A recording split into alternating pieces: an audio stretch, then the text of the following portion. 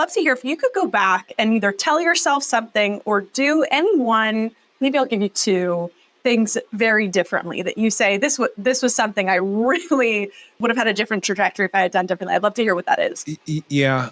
Other than what you put in the book, of course. For too long, I was the bottleneck of the business. For too long, I remember distinctly, there was a line of people waiting outside of my door one day, waiting for an answer from me so they can go out and do their job. We probably had at the time 30 employees, 35 employees.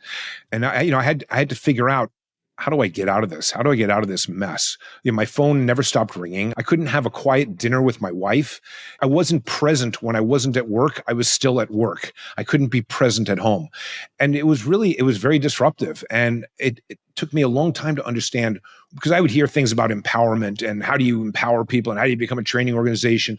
And I had to come to the conclusion that I have to start documenting things, that if it's not written down, it doesn't exist.